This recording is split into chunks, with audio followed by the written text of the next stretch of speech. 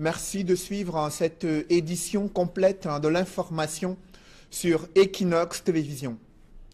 Des exactions se multiplient dans le chaudron de la crise anglophone, malgré l'instauration d'un couvre-feu et l'interdiction de circulation des mototaxis dans plusieurs départements des régions du nord-ouest et du sud-ouest. Plusieurs incursions ont été signalées dans certaines localités. Des collèges ont été même attaqués. La réaction énergique des forces de sécurité a permis de ramener une accalmie fragile. C'est dans ce contexte que le ministre de l'administration territoriale, Paul Atangadi, félicite la stabilité qui, selon lui, est de retour dans les deux régions anglophones, ce que contestent des acteurs de la société civile qui sont engagés sur le théâtre de la crise anglophone. Des précisions avec Eric Martial Djomo. Des morts, des blessés graves et des tentatives d'enlèvement dans plusieurs localités de la région du sud-ouest, alors que le ministre de l'administration territoriale s'y trouvait. La descente de Paul Atangadi semble donc loin d'avoir apporté une solution à la barbarie sur le terrain. C'était peut-être une descente de courtoisie pour aller se représenter à la population que bon, voici, vous criez depuis un bon moment qu'il n'y a pas un ministre de l'administration territoriale, il n'y a pas un anglophone qui occupe les postes de souveraineté. Donc voici moi, je suis maintenant nommé, donc calmez-vous. L'on note que le ministre a soigneusement évité les grands foyers de tension où sévissent les sécessionnistes. Si dans le nord-ouest, il s'était rendu dans l'épicentre des exactions qui est à Batibo, dans le sud-ouest, le Minat ne s'est rendu ni à Ikiliwindi, ni à Kembong, à Kwakwa, encore moins à Bole-Bakundu, Lewa ou Bokoso, des localités secouées ces derniers jours par les attaques des activistes de la sécession. Une situation qui jette du discrédit sur cette descente de Paul Atangadi dans le sud-ouest, même si à Buea, il a rencontré les chefs traditionnels de la région et à Kumba, les conducteurs de mototaxis. À tout ce beau monde, il a prêché la paix et les vertus du vivre ensemble et aussi la nécessité d'un dialogue inclusif avec non pas les radicaux, mais les modérés. Une option que semblent ne pas partager certains acteurs de la société civile. On ne peut pas avoir dialogue sans au moins écouter les radicaux. On n'est pas obligé de céder à leur pression. On doit faire quand même semblant de les écouter parce que les modérés ont perdu leur voix, ils ne sont plus écoutés, c'est la vérité. C'est les radicaux qui gèrent la situation actuelle et c'est déplorable. Le message semble donc loin d'être passé. La violence, les menaces de kidnapping ayant fait leur nid sur le terrain avec leur lot de conséquences.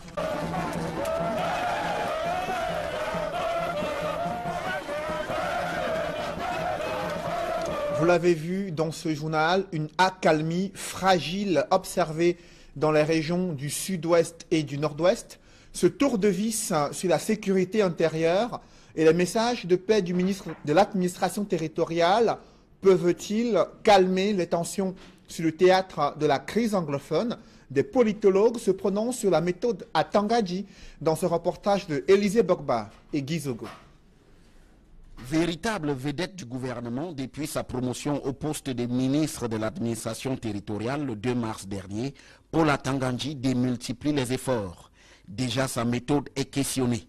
À cette occasion, ses atouts dans sa connaissance du terrain sont mis en avant. C'est quelqu'un qui contrôle un peu la sécurité. Et puis, il faut quand même contrôler ces milices qui se sont mélangées à certains mototaximans et qui créent la zizanie. Je pense que cette méthode est très efficace pour renforcer, consolider le renseignement. C'est aussi, ajoutons, un homme d'expérience et d'engagement, deux qualités qui lui sont utiles. Ce qui conduit à la réponse qu'il entend donner à la situation sur le terrain. Il a ses relais d'information parce que c'est d'abord un anglophone. Et il peut avoir donc des brigades d'information qui donnent les informations de manière informelle et permettre aux forces de sécurité de mieux cadrer les villes. Une démarche, explique-t-on, que forcément Paul Biya agrée. Quand on voit sa méthode, sa fierté même, sa passion à vouloir bien faire, son courage d'aller sur le terrain, je pense que pour le moment, sans être avec le chef de l'État, je pense que le chef de l'État doit être fier de ce qu'il est en train de faire. Il reste néanmoins, souligne-t-on enfin, que c'est la période de grâce pour Atangadi. Il bénéficie d'une période de grâce. Parce que quand vous êtes nommé, il y a une période d'effervescence de grâce. Et aussi, c'est un homme de terrain. C'est un militant convaincu du RDPC, dont on dit qu'il a marché entre son village et Yaoundé. C'est donc sur la durée que le MINAT devra faire ses preuves.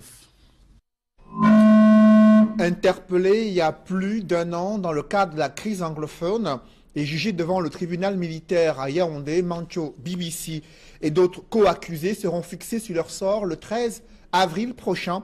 C'est ce qui ressort de l'audience tenue ce jeudi au tribunal militaire à Yaoundé. L'affaire a été ajournée pour délibération à la demande du ministère public. Et sur les derniers développements de la crise anglophone, nous en parlons tout de suite avec un expert des questions de paix et de sécurité. C'est un chercheur qui a travaillé sur des rapports internationaux sur le terrorisme en Afrique subsaharienne, les violences politiques et le trafic des êtres humains. Joseph Leyangoula, bonsoir. Oui, bonsoir, monsieur Cédric Fellé. Vous avez suivi ces deux derniers développements sur la crise anglophone avec la visite de travail du ministre de l'administration territoriale, Paul Atanga-Ndji, une visite qui intervient au moment où des exactions se multiplient dans certaines localités des régions du nord-ouest et du sud-ouest, avec des écoles qui sont désormais prises pour cible par des groupes armés. Qu'est-ce qui explique déjà le choix de ces nouvelles cibles sur le théâtre de la crise anglophone? Déjà, on évolue inéluctablement vers l'escalade dans la région anglophone. Les troupes en présence ou les forces en présence, les forces séparatistes se radicalisent dans leur mode d'action. Ils mutent même d'ailleurs ce modus operandi. Au départ, ils s'en prenaient particulièrement aux cibles militaires. Désormais, les objectifs civils entrent notamment dans leur collimateur. On a vu des élèves qui ont essayé d'être enlevés.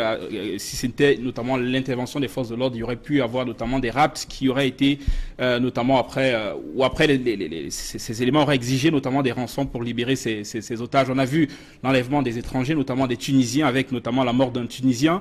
Il y a autant d'éléments qui montrent que la crise connaît une nouvelle escalade et que la situation est loin d'être résolue, que l'apaisement est aussi Comment loin. comprendre justement les mutations dans les stratégies de ces groupes armés qui choisissent désormais des cibles civiles, alors que jusqu'ici c'était les forces de sécurité et les autorités administratives? Quel est l'enjeu derrière cette mutation? L'action des forces séparatistes dans les régions anglophones vise notamment à fragiliser les piliers de l'État, et cela passe notamment dans un premier temps par la paralysie de l'action de l'État dans la région, de manière à le contraindre à abandonner ses missions régaliennes, que ce soit la justice, l'école. Il faut empêcher que ces services ne fonctionnent. Je reviens d'ailleurs d'un département, notamment je reviens de la ville de Manfé. J'ai pu sillonner par exemple le village de Kembon, où on a vu des écoles, des dispensaires, des services publics abandonnés par les populations et par les agents de l'État. C'est essentiellement ce que recherchent les terroristes, paralyser l'action de l'État. Et deuxièmement, il faut tout naturellement opérer ce que j'appelle un démembrement institutionnel de l'État, en s'attaquant au symbole de l'État et en évinçant de la région tout ce qui incarne l'autorité de l'État. C'est par exemple l'attaque et l'enlèvement du secrétaire général à la commune, ou encore l'enlèvement notamment du sergent-chef qu'on a pu observer notamment dans certaines régions du Sud-Ouest. On peut également citer des attaques mortelles portées contre le délégué des affaires du cadastre et des affaires foncières. Il y a autant de cibles qui sont prises et qui visent notamment à fragiliser la présence de l'État et à démanteler notamment tout ce qui peut comporter, tout ce qui peut incarner en tout cas l'autorité de l'État dans la région. Et parallèlement, les terroristes aujourd'hui ont une armée qu'il faut alimenter. Donc il faut identifier des poches de financement, il faut trouver des ressources, et c'est ce qui justifie notamment les enlèvements et la demande de rançon qui pourraient permettre de générer des ressources pour financer l'effort de guerre et soutenir notamment les soldats qui aujourd'hui sont impliqués dans les groupes, dans les milices armées qui opèrent dans la région. Il faut le rappeler. Différents groupes armés qui opèrent dans ces régions, cette recherche de financement est-il une preuve qu'il n'y a pas des personnes derrière qui soutiennent ces mouvements insurrectionnels, ces mouvements séparatistes?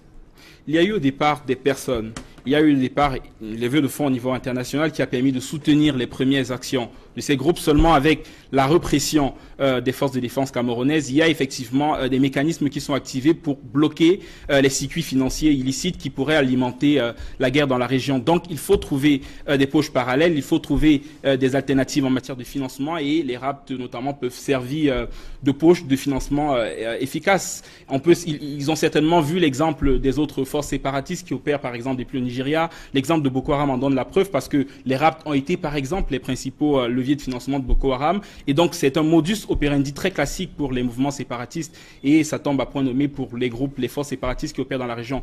Rappelons qu'il existe aujourd'hui 5 milices ou groupes rebelles qui opèrent dans la région. On parle de l'Ambazonia Defense Force qui est la plus active, mais il y a également la Southern Cameroon Defense Force, il y a l'armée de restauration de l'Ambazonie, et puis il y a à peu près 5 à 6 groupes d'autodéfense qui également se sont constitués. Est-ce que ces milices ont une idéologie à défendre à travers la sécession, ou ce sont des groupes armés qui profitent de ce climat d'insécurité pour faire du business derrière ces prises d'otages, derrière la peur et le terrorisme? La sécession ou le sécessionnisme, c'est leur idéologie, c'est démembrer l'État du Cameroun, c'est mener des actions, des offensives armées, notamment pour fragiliser les positions de l'armée camerounaise dans la région.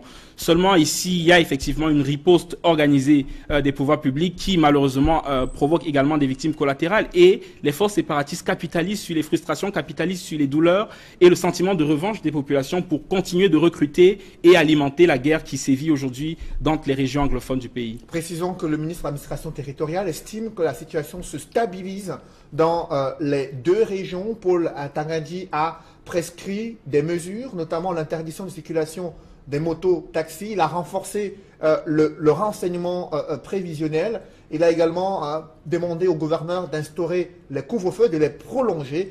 Que pensez-vous de ces mesures prises sur le théâtre de la crise anglophone? Le gouvernement du Cameroun n'a jusqu'ici pas tiré les leçons de la gestion maladroite de la crise, notamment de l'extrême nord, la crise de Boko Haram. Ils ont pu, devant la menace de plus en plus récurrente de Boko Haram, interdire les mototaxis, ce qui a contribué notamment à fesser l'économie d'une région où la plupart des personnes qui travaillent dans le secteur informel vivent de cette activité, et donc n'auront d'autre choix que de s'enrôler dans des groupes qui leur offrent, bien entendu, des rétributions, qui leur offrent un statut social, etc. Donc il faut effectivement éviter ce genre d'erreur dans la réponse. Il faut éviter également le tout sécurité dans lequel le gouvernement est en train de s'enfoncer et qui ne contribue qu'à radicaliser la situation. Il faut naturellement que les forces de sécurité camerounaises s'entourent d'un maximum de précautions. Parce que ce qu'il faut rappeler, c'est que la guerre contre l'insurrection, en tout cas l'enjeu principal d'une guerre contre-insurrectionnelle, c'est notamment la légitimité. Il faut que les autorités ou les forces de défense et de sécurité gagnent en légitimité. Les principaux enjeux qu'ils doivent poursuivre, c'est un enjeu d'image, c'est un enjeu d'adhésion, c'est un enjeu d'influence. Ils doivent gagner l'adhésion de la population, notamment pour rendre opérationnel le renseignement populaire. Sinon, il y aura une population qui entretiendra effectivement une antipathie vis-à-vis de l'armée et qui rechignera à coopérer et donc soutiendra de façon tacite les groupes séparatistes qui sont bien entendu tapis dans la population. Il y a la question du dialogue qui est très attendu. La société civile qui ne cesse de le demander, la communauté internationale également qui a mis la pression sur le gouvernement durant plusieurs mois. Est-ce que c'est un axe qui pourrait permettre de décrisper les tensions dans ces deux régions? C'est même en tout cas le point essentiel sur lequel aujourd'hui toute l'attention devait être focalisée. C'est le dialogue. Il faut rétablir le dialogue entre les différents protagonistes. Et lorsqu'on parle de dialogue, c'est un dialogue inclusif qui doit intégrer à la fois les acteurs modérés de la crise, mais qui doit aussi s'adresser, qui doit inclure notamment ceux qui aujourd'hui trouvent dans la violence un moyen d'expression. Parce qu'il y en a qui, dans la rhétorique séparatiste, ils font juste de la surenchère, notamment pour lever les demandes et obtenir après des concessions, notamment sur le fédéralisme, obtenir des concessions sur plus d'autonomie. C'est ce qu'il faut comprendre et donc engager un véritable dialogue avec ces acteurs, comprendre leurs griefs, comprendre leurs revendications. Parallèlement, il faut multiplier les actes d'apaisement. Par exemple, que font encore aujourd'hui plus de 500 personnes arrêtées dans le cadre de la crise anglophone. Ils sont aujourd'hui plus de 500 qui croupissent notamment dans les prisons centrales de Yaoundé, de Boya, de Bamenda et qui malheureusement ne connaissent pas leur avenir, qui n'ont pas encore les procès ne cessent d'être renvoyés et donc qui aujourd'hui sont en prison emprisonnés. Pourtant, ils pouvaient incarner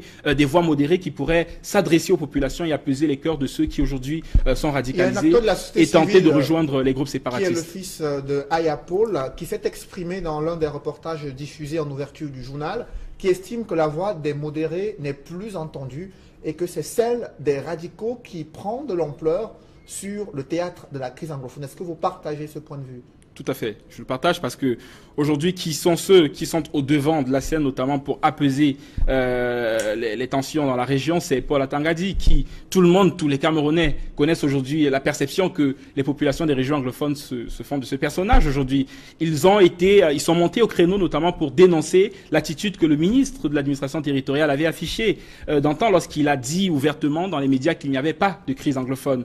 C'est une prise d'opposition qui a durci notamment, ou qui a radicalisé les populations dans la région et qui se sont d'ailleurs pris notamment à son domicile, etc. Donc c'est lui aujourd'hui qui est au devant de la scène, c'est lui qui est envoyé pour dialoguer, pour apaiser la situation. Et c'est ce qui démontre par-dessus tout que le gouvernement n'a pas compris les ressorts de cette crise.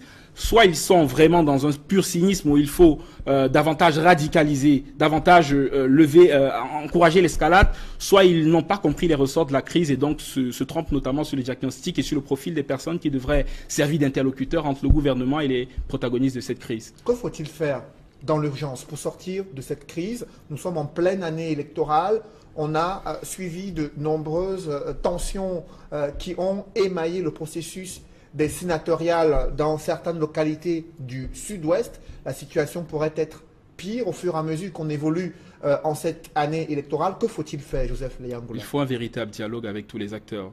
Dialoguer avec les forces séparatistes, dialoguer avec ceux qui s'engluent dans la surenchère sécessionniste, dialoguer avec les acteurs modérés qui ont appelé au fédéralisme, mais aller même au Nigeria et dialoguer avec ces populations qui sont réfugiées dans les états de Cross River, dans les états de Benue, dans les états de Taraba, et qui aujourd'hui sont complètement perdus et n'ont pas le soutien des pouvoirs publics. Il faut les rencontrer pour apaiser ces esprits, ramener ces populations sur le territoire, leur envoyer le message que nous avons besoin d'eux. Ils font partie de la nation et ils doivent rester notamment sur le territoire camerounais. Parallèlement, il faut apaiser les cœurs, comme je l'ai dit. Il faut à la fois veiller à ce que l'action des forces de défense et de sécurité soit suffisamment contenue de manière à limiter les victimes collatérales pour qu'il n'y ait pas effectivement des sentiments de revanche qui naissent dans les cœurs des populations et pour que les troupes séparatistes n'apparaissent pas aux yeux des populations comme des forces de protection. Parce que si on continue avec ces dérives militaires, si on continue avec des bavures, on aura effectivement des forces séparatistes qui apparaîtront aux yeux des populations comme des unités de protection et donc gagneront en légitimité et gagneront effectivement en sympathie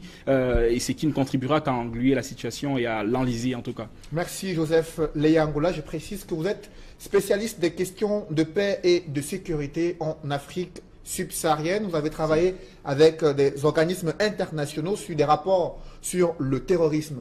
Dans le reste de l'actualité, une découverte macabre a été effectuée lors des contrôles routiers en Banga, dans le département du Mungo. Le corps d'un enfant de 3 ans dissimulé dans un sac. L'information, la découverte a surpris les gendarmes.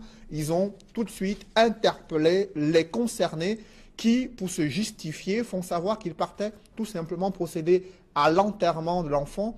S'agit-il d'un trafic d'êtres humains? C'est l'enquête que signent Mathilde Akomazou et Julienne Berthe-Bissaï.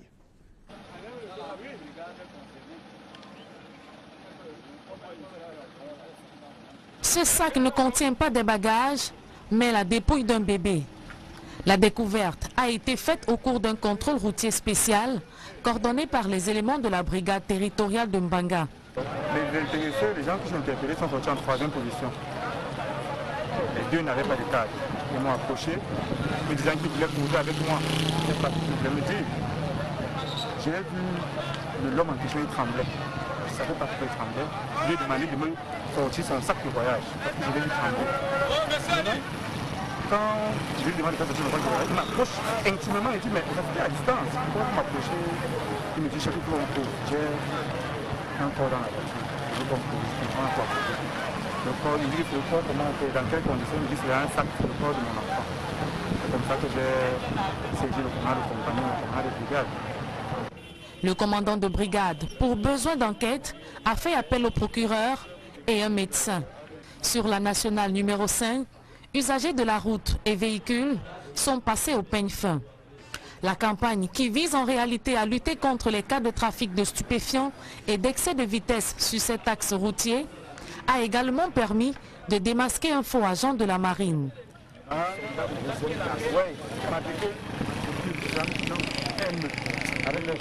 Je lui demande combien on appelle les militaires de la marine. Il dit que c'est le maréchal. Un soldat de la marine, on l'appelle comment? Un soldat de la marine, on l'appelle comment?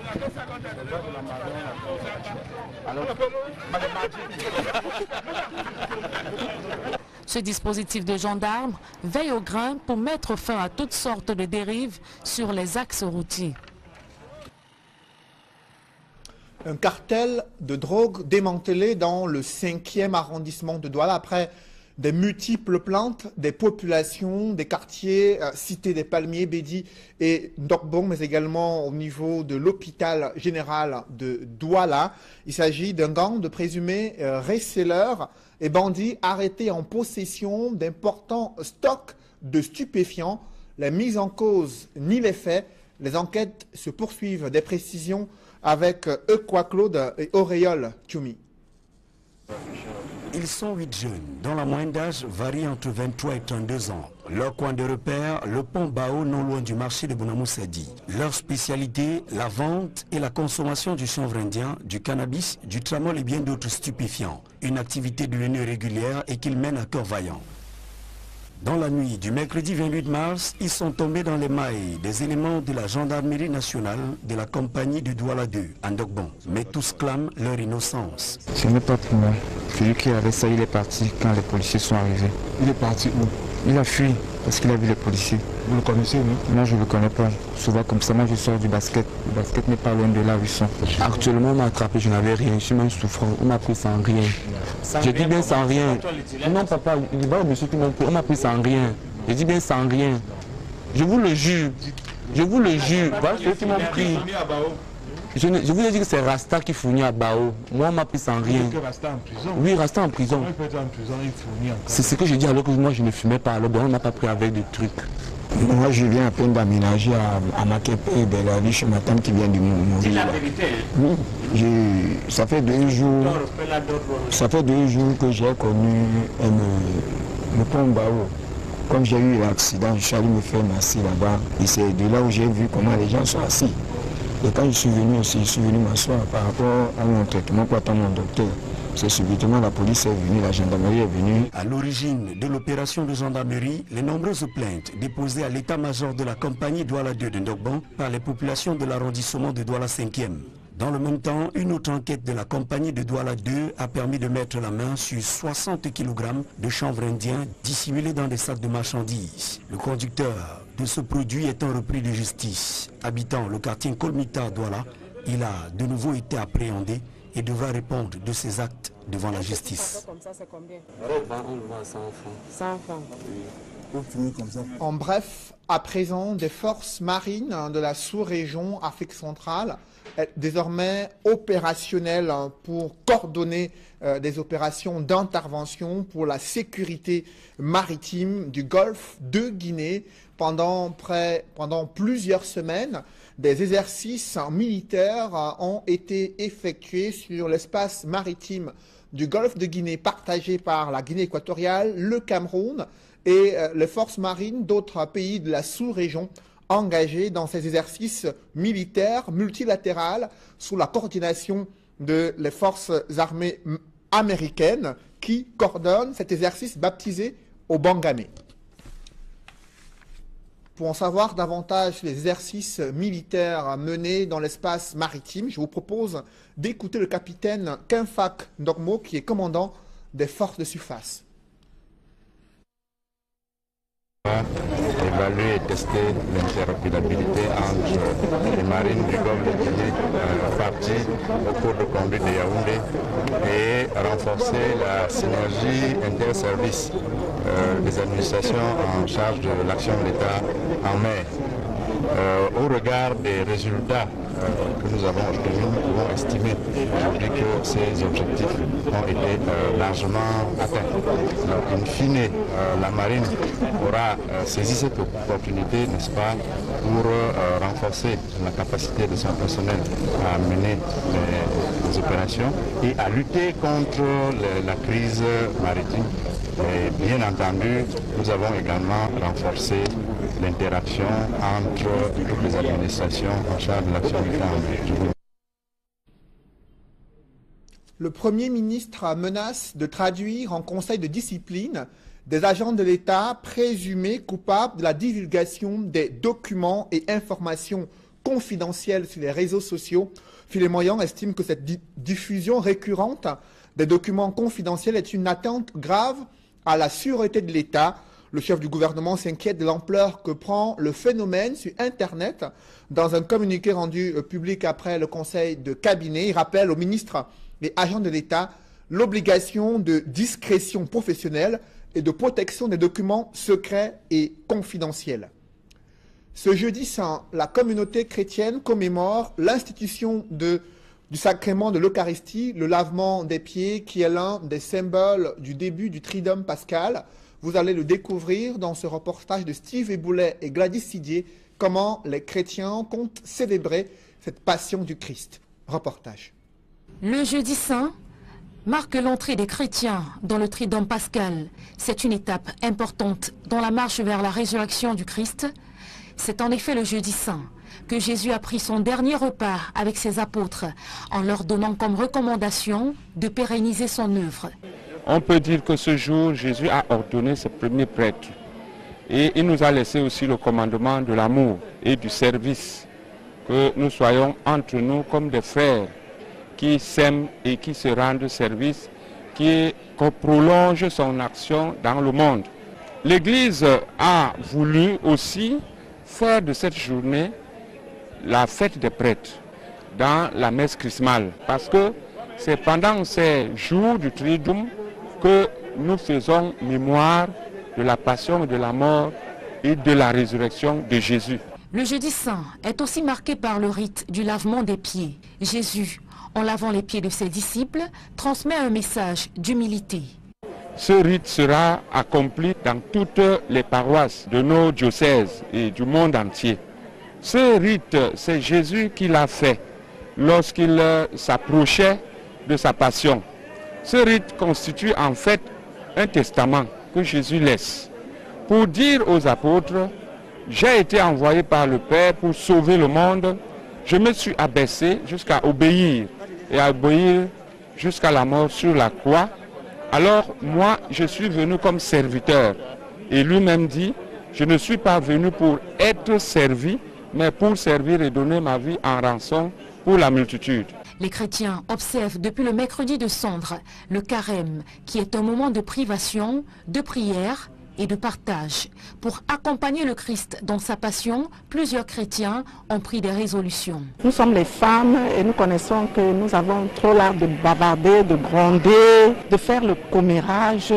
Donc voilà un peu les résolutions que nous avons prises, parce que nos pasteurs nous ont dit: ne vous attardez pas sur le manger. Prenez d'autres résolutions que de dire que nous n'allons pas manger de telle heure à telle heure, mais prenez des résolutions et tenez ferme. J'ai décidé de pratiquer la nouvelle évangélisation, c'est-à-dire à travers mon voisinage, à travers mon mouvement de dames apostoliques, dans ma paroisse, partout où je suis, faire du bien et du bien, la charité, le partage. Le carême prend fin au soir du jeudi saint. Il est alors recommandé aux chrétiens de rester en prière dans le recueillement jusqu'à dimanche, jour de résurrection de Jésus-Christ. Un public reportage dans ce journal. La fondation Kadji de Fotso et l'Union camerounaise de brasserie soutiennent des femmes engagées dans des projets générateurs de revenus, des bourses de formation et d'autres appuis leur ont été octroyés. Reportage.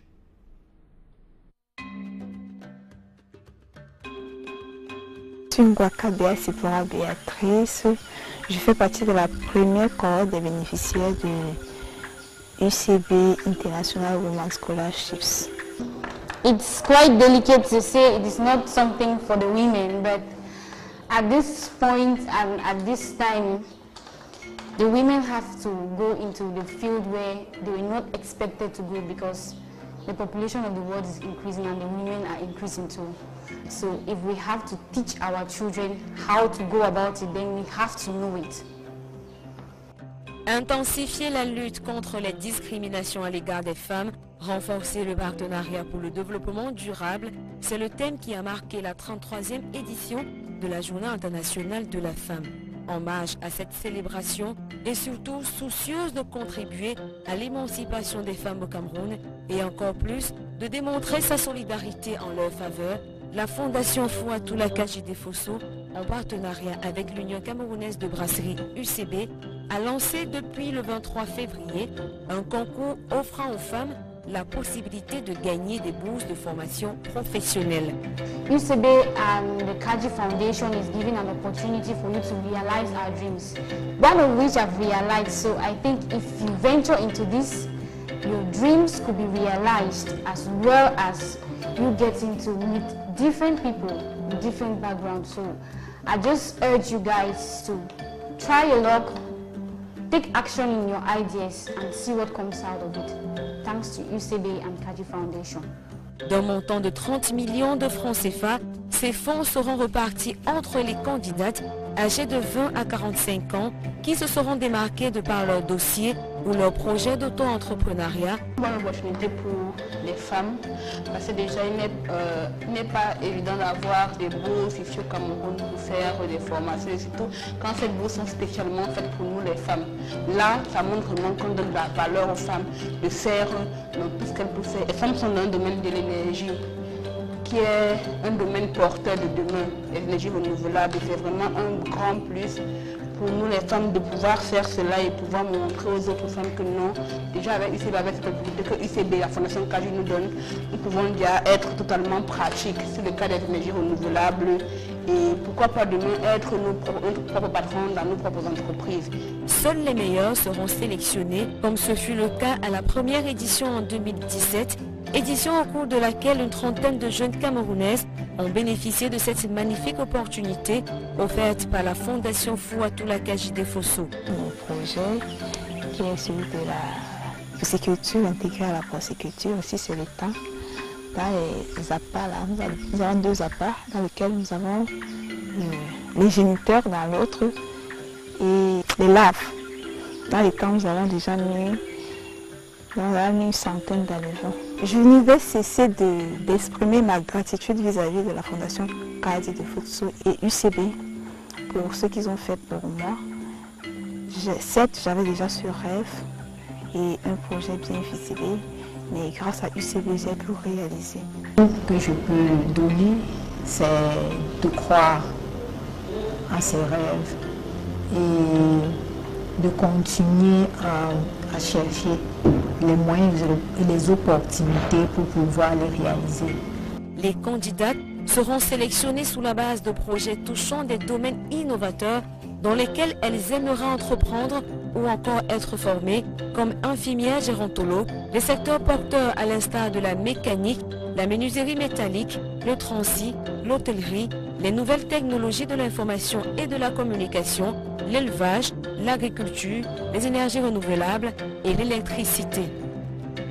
Pour faire partie de cette belle aventure, il suffit juste de constituer un CV et de se rendre sur le site de l'entreprise citoyenne UCB, www.sa-ucb.com, de remplir le formulaire et postuler. Avec la Fondation Fouatoula Kajide Fosso, chaque femme doit bâtir son autonomie.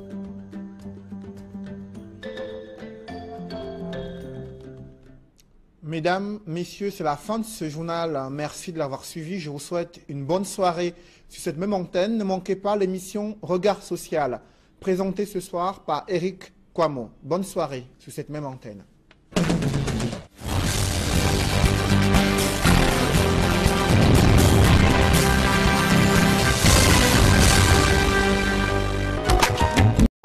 Plusieurs mois, est-ce que c'est un axe qui pourrait permettre de décrisper les tensions dans ces deux régions?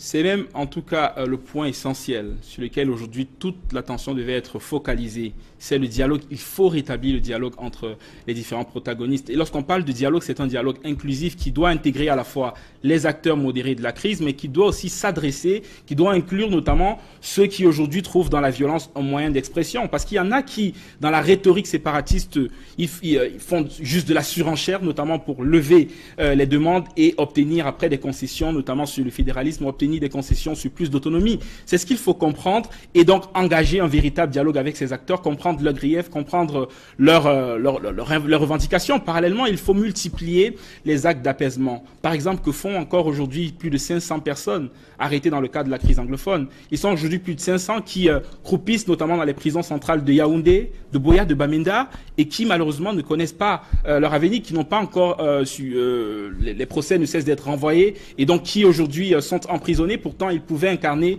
des voix modérées qui pourraient s'adresser aux populations et apaiser les cœurs de ceux qui aujourd'hui sont radicalisés et tenter de rejoindre les groupes séparatistes. Qui est le fils de Aya Paul, qui s'est exprimé dans l'un des reportages diffusés en ouverture du journal, qui estime que la voix des modérés n'est plus entendue et que c'est celle des radicaux qui prend de l'ampleur sur le théâtre de la crise anglophone. Est-ce que vous partagez ce point de vue ?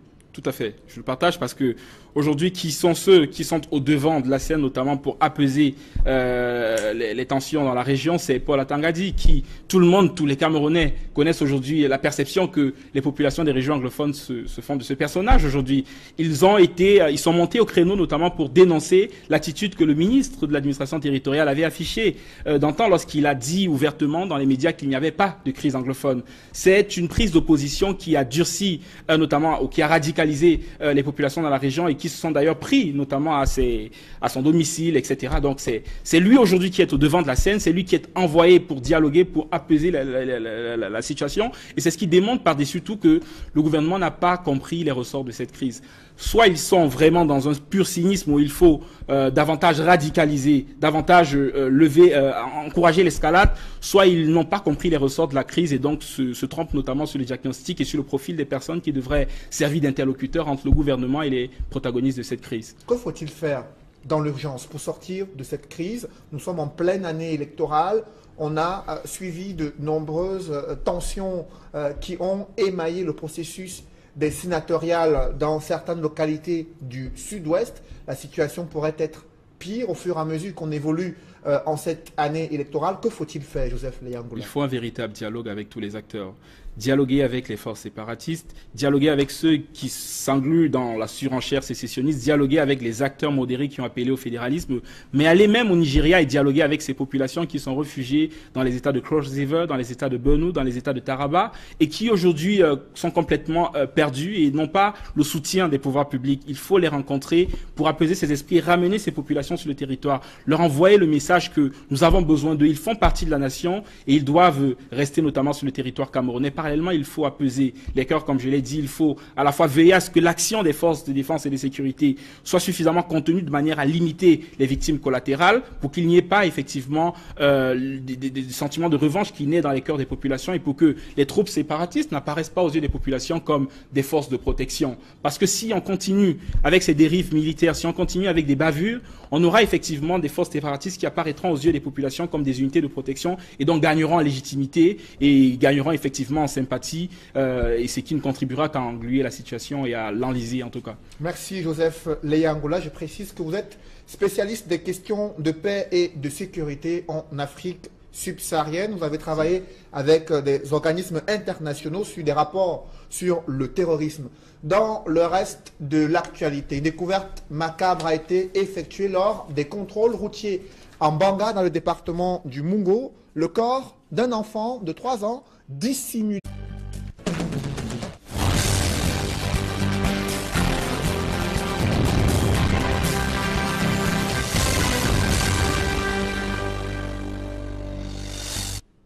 Merci de suivre cette édition complète de l'information sur Equinox Télévision. Des exactions se multiplient dans le chaudron de la crise anglophone, malgré l'instauration d'un couvre-feu et l'interdiction de circulation des mototaxis dans plusieurs départements des régions du nord-ouest et du sud-ouest. Plusieurs incursions ont été signalés dans certaines localités. Des collèges ont été même attaqués. La réaction énergique des forces de sécurité a permis de ramener une accalmie fragile. C'est dans ce contexte que le ministre de l'administration territoriale, Paul Atangadi, félicite la stabilité qui, selon lui, est de retour dans les deux régions anglophones, ce que contestent des acteurs de la société civile qui sont engagés sur le théâtre de la crise anglophone. Des précisions avec Eric Martial Djomo. Des morts, des blessés graves et des tentatives d'enlèvement dans plusieurs localités de la région du Sud-Ouest, alors que le ministre de l'administration territoriale s'y trouvait. La descente de Paul Atangadi semble donc loin d'avoir apporté une solution à la barbarie sur le terrain. C'était peut-être une descente de courtoisie pour aller se représenter à la population que, bon, voici, vous criez depuis un bon moment qu'il n'y a pas un ministre de l'administration territoriale, il n'y a pas un anglophone qui occupe les postes de souveraineté. Donc voici moi, je suis maintenant nommé, donc calmez-vous. L'on note que le ministre a soigneusement évité les grands foyers de tension où sévissent les sécessionnistes. Si dans le nord-ouest, il s'était rendu dans l'épicentre des exactions qui est à Batibo, dans le sud-ouest, le MINAT ne s'est rendu ni à Ikiliwindi, ni à Kembong, à Kwakwa, encore moins à Bole-Bakundu, Lewa ou Bokoso, des localités secouées ces derniers jours par les attaques des activistes de la sécession. Une situation qui jette du discrédit sur cette descente de Paul Atangadi dans le sud-ouest, même si à Buea, il a rencontré les chefs traditionnels de la région et à Kumba, les conducteurs de mototaxis. À tout ce beau monde, il a prêché la paix et les vertus du vivre ensemble et aussi la nécessité d'un dialogue inclusif avec non pas les radicaux mais les modérés. Une option que semblent ne pas partager certains acteurs de la société civile. On ne peut pas avoir dialogue sans au moins écouter les radicaux. On n'est pas obligé de céder à leurs pressions. On doit faire quand même semblant de les écouter parce que les modérés ont perdu leur voix, ils ne sont plus écoutés, c'est la vérité. C'est les radicaux qui gèrent la situation actuelle et c'est déplorable. Le message semble donc loin d'être passé. La violence, les menaces de kidnapping ayant fait leur nid sur le terrain avec leur lot de conséquences.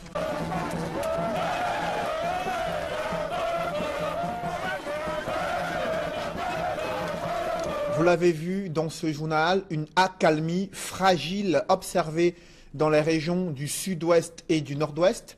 Ce tour de vis sur la sécurité intérieure et les messages de paix du ministre de l'administration territoriale peuvent-ils calmer les tensions sur le théâtre de la crise anglophone? Des politologues se prononcent sur la méthode Atangadi dans ce reportage de Élisée Bogba et Guy Zogo. Véritable vedette du gouvernement depuis sa promotion au poste de ministre de l'administration territoriale le 2 mars dernier, Paul Atangadi démultiplie les efforts. Déjà sa méthode est questionnée. À cette occasion, ses atouts dans sa connaissance du terrain sont mis en avant. C'est quelqu'un qui contrôle un peu la sécurité. Et puis, il faut quand même contrôler ces milices qui se sont mélangées à certains mototaximans et qui créent la zizanie. Je pense que cette méthode est très efficace pour renforcer, consolider le renseignement. C'est aussi, ajoutons, un homme d'expérience et d'engagement, deux qualités qui lui sont utiles. Ce qui conduit à la réponse qu'il entend donner à la situation sur le terrain. Il a ses relais d'information parce que c'est d'abord un anglophone. Et il peut avoir donc des brigades d'information qui donnent des informations de manière informelle et permettre aux forces de sécurité de mieux cadrer les villes. Une démarche, explique-t-on, que forcément Paul Biya agrée. Quand on voit sa méthode, sa fierté, même sa passion à vouloir bien faire, son courage d'aller sur le terrain, je pense que pour le moment, sans être avec le chef de l'État, je pense que le chef de l'État doit être fier de ce qu'il est en train de faire. Il reste néanmoins, souligne-t-on enfin, que c'est la période de grâce pour Atangadi. Il bénéficie d'une période de grâce. Parce que quand vous êtes nommé, il y a une période d'effervescence de grâce. Et aussi, c'est un homme de terrain. C'est un militant convaincu du RDPC, dont on dit qu'il a marché entre son village et Yaoundé. C'est donc sur la durée que le MINAT devra faire ses preuves. Interpellé il y a plus d'un an dans le cadre de la crise anglophone, est jugé devant le tribunal militaire à Yaoundé. Mancho, BBC et d'autres co-accusés seront fixés sur leur sort le 13 avril prochain. C'est ce qui ressort de l'audience tenue ce jeudi au tribunal militaire à Yaoundé. L'affaire a été ajournée pour délibération à la demande du ministère public.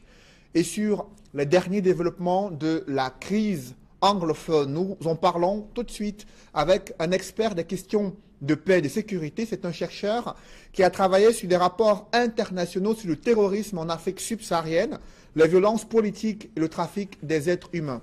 Joseph Leyangoula, bonsoir.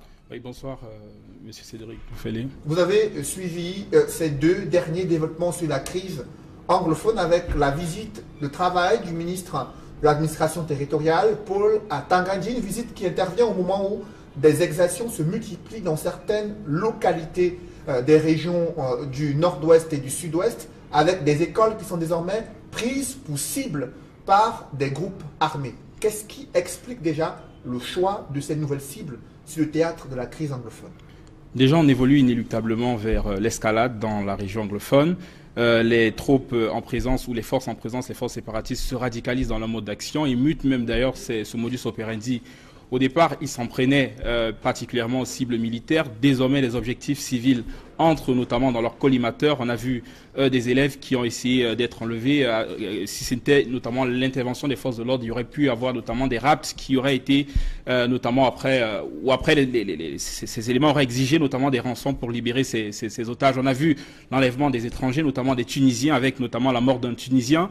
Il y a autant d'éléments qui montrent que la crise connaît une nouvelle escalade et que la situation est loin d'être résolue, que l'apaisement est aussi loin. Comment comprendre justement les mutations dans les stratégies de ces groupes armés qui choisissent désormais des cibles civiles, alors que jusqu'ici c'était les forces de sécurité et les autorités administratives? Quel est l'enjeu derrière cette mutation?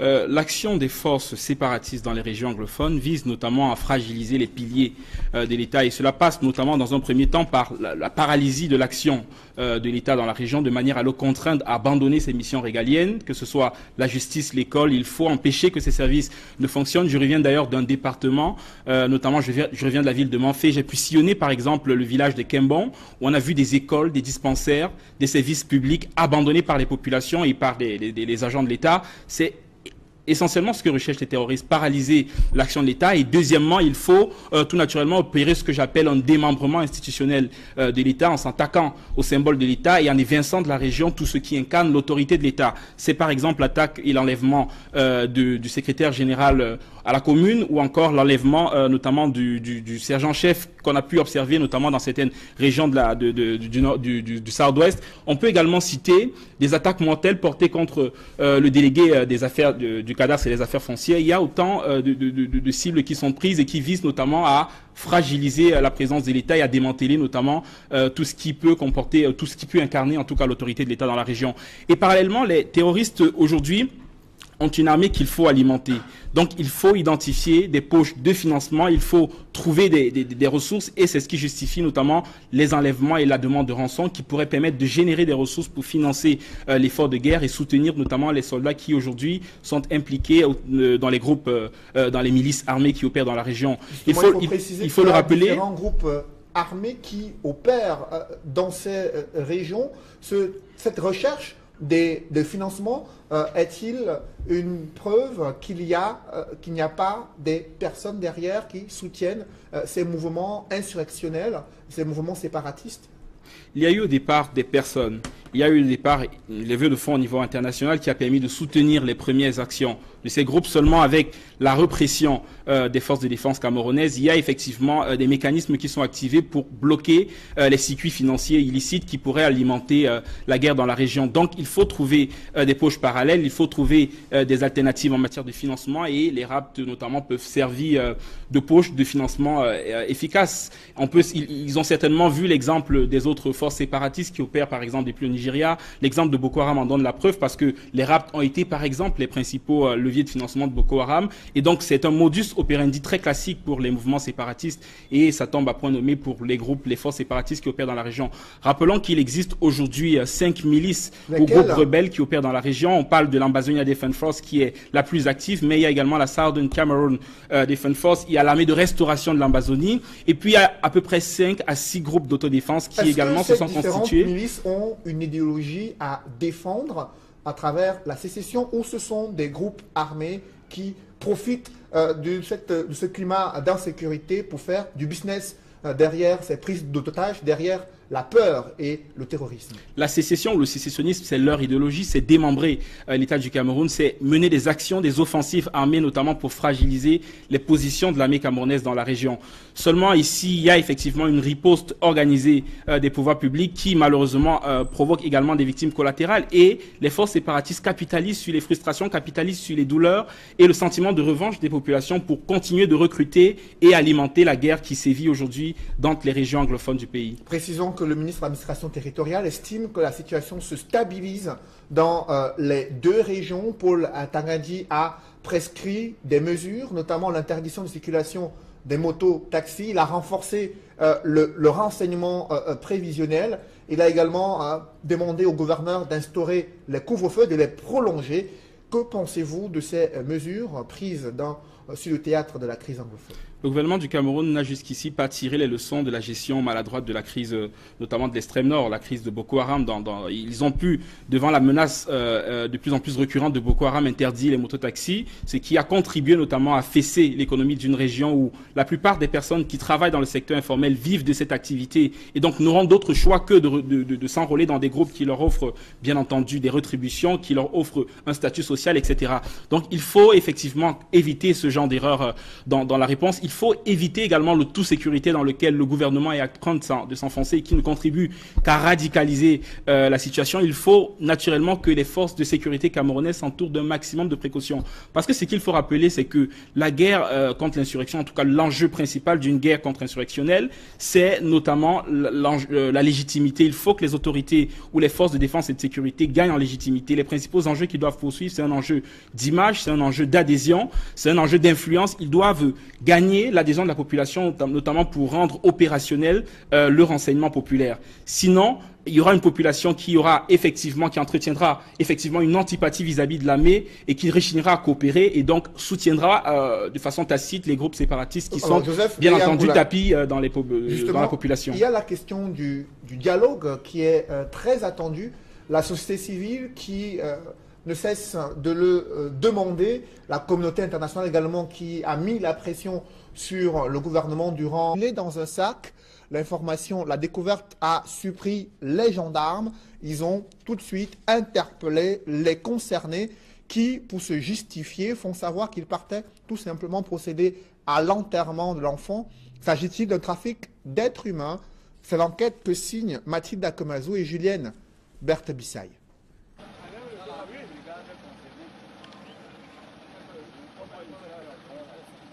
Ce sac ne contient pas des bagages, mais la dépouille d'un bébé. La découverte a été faite au cours d'un contrôle routier spécial coordonné par les éléments de la brigade territoriale de Mbanga. Les intéressés, les gens qui sont interpellés sont sortis en 3e position. Les deux n'avaient pas de cadre. Ils m'ont approché, me disant qu'ils voulaient causer avec moi. C'est pas ce qu'ils voulaient me dire. J'ai vu l'homme en question, il tremblait. Je ne savais pas pourquoi il tremblait. Je lui ai demandé de me sortir son sac de voyage. Parce que je l'ai vu trembler. Quand je lui ai demandé de faire sortir mon sac de voyage, il m'approche intimement et dit mais restez à distance. Pourquoi vous m'approchez? Il me dit chaque fois qu'on trouve. J'ai un corps dans la voiture. Je veux qu'on trouve. Je comprends un corps. Le corps, il dit que le corps, comment on fait, dans quelles conditions? Il me dit c'est un sac, c'est le corps de mon enfant. C'est comme ça que j'ai saisi le commandant de compagnie, le commandant de brigade. Le commandant de brigade, pour besoin d'enquête, a fait appel au procureur et un médecin. Sur la nationale numéro 5, usagers de la route et véhicules sont passés au peigne fin. La campagne, qui vise en réalité à lutter contre les cas de trafic de stupéfiants et d'excès de vitesse sur cet axe routier, a également permis de démasquer un faux agent de la marine. gens qui aiment avec leur succès. Je lui demande combien on appelle les militaires de la marine. Il dit que c'est le maréchal, un soldat de la marine, on l'appelle comment? Un soldat de la marine, on l'appelle comment?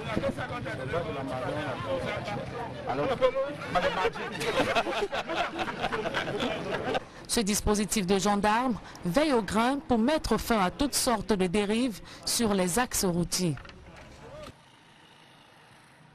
Un cartel de drogue démantelé dans le 5e arrondissement de Douala après des multiples plaintes des populations, des quartiers, Cité des Palmiers, Bédi et Ndokbong, mais également au niveau de l'hôpital général de Douala. Il s'agit d'un gang de présumés receleurs et bandits arrêtés en possession d'importants stocks de stupéfiants. La mise en cause ni les faits, les enquêtes se poursuivent. Des précisions avec Eukwa Claude et Auréole Tchoumi. Ils sont 8 jeunes, dont la moyenne d'âge varie entre 23 et 32 ans. Leur coin de repère, le pont Bao, non loin du marché de Bonamoussadi. Leur spécialité, la vente et la consommation du chanvre indien, du cannabis, du tramol et bien d'autres stupéfiants. Une activité devenue régulière et qu'ils mènent à cœur vaillant. Dans la nuit du mercredi 28 mars, ils sont tombés dans les mailles des éléments de la gendarmerie nationale de la compagnie de Douala 2, à Ndokbong. Mais tous clament leur innocence. Ce n'est pas pour moi. Celui qui avait ça, il est parti quand les policiers sont arrivés. Il est parti où? Il a fui parce qu'il a vu les policiers. Vous le connaissez, non? Moi, je ne le connais pas. Souvent comme ça, moi je sors du basket. Le basket n'est pas loin de là où ils sont. Actuellement, on m'a attrapé, je n'avais rien. Je suis même souffrant. On m'a pris sans rien. Je dis bien sans rien. Non, papa, il va au monsieur qui m'a pris. On m'a pris sans rien. Je dis bien sans rien. Je vous le jure. Je vous le jure. Voilà ceux qui m'ont pris. Je vous ai dit que c'est Rasta qui fournit à Bao. Moi, on m'a pris sans rien. Rasta en prison. Oui, Rasta en prison. Il peut être en prison, il fournit encore. C'est ce que je dis alors que moi, je ne fumais pas. Alors, on ne m'a pas pris avec des trucs. Moi, je viens à peine d'aménager à Makepe, de la vie chez ma tante qui vient du Mourir. C'est la vérité. Oui, ça fait 2 jours. Ça fait 2 jours que j'ai connu le pont Bao. Comme j'ai eu l'accident, je suis allé me faire masser là-bas. Et c'est de là où j'ai vu comment les gens sont assis. Et quand je suis venu aussi, je suis venu m'asseoir par rapport à mon traitement pour attendre mon docteur. C'est subitement la police est venue, la gendarmerie est venue. À l'origine de l'opération de gendarmerie, les nombreuses plaintes déposées à l'état-major de la compagnie Douala 2